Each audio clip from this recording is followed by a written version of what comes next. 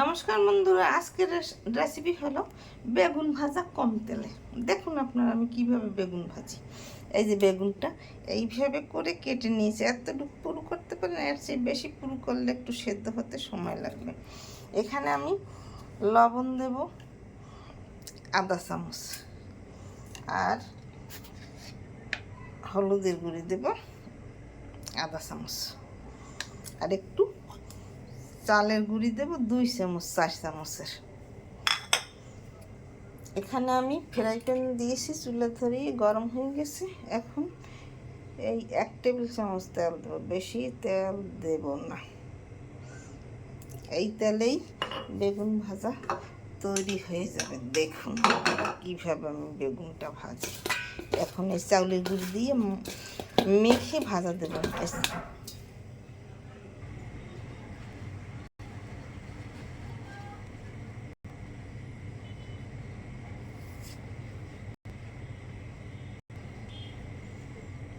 বেগুন এই মেখে আমি 5 মিনিট রেখে দিয়েছি। দেখুন বেগুন থেকে জল বেরিয়েছে। এখন ভাজা দিয়ে দেব। এরকম জল বেরিয়ে গেলে বেগুন ভাজতে কম তেল লাগে।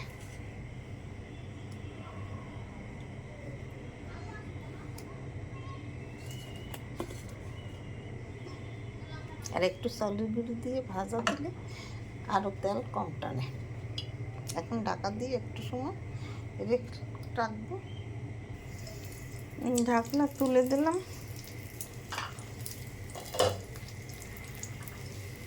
এখন এই দেখুন ফিরিয়ে দেবো।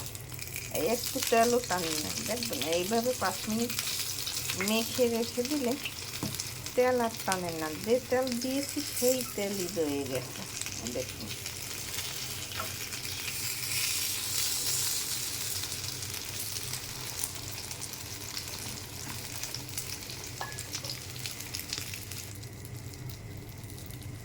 এই যে দেখুন আমার বেগুন ভাজা তৈরি হয়ে গেছে।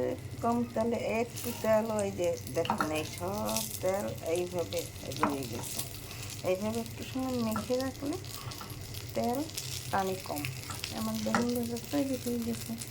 আপনারা এরকম বেগুন ভেজে খেয়ে দেখবেন, খেতে খুব সুস্বাদু লাগবে। একটা সাথে যদি কাঁচামরিচ থাকে, এক বেগুন ভাজাই খাওয়া তৈরি হয়ে যায়।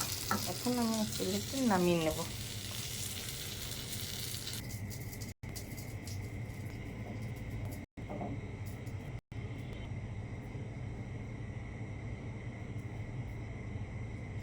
এই যে দেখুন আমার বেগুন ভাজা তৈরি হয়ে গেছে। এইভাবে আপনারা বেগুন ভেজে তৈরি করে খেয়ে দেখবেন, খেতে খুব সুস্বাদু লাগবে।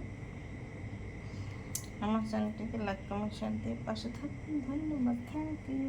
নতুন নতুন ভিডিও পেতে আমার চ্যানেলটিকে লাইক কমেন্ট শেয়ার দিয়ে পাশে থাকবেন।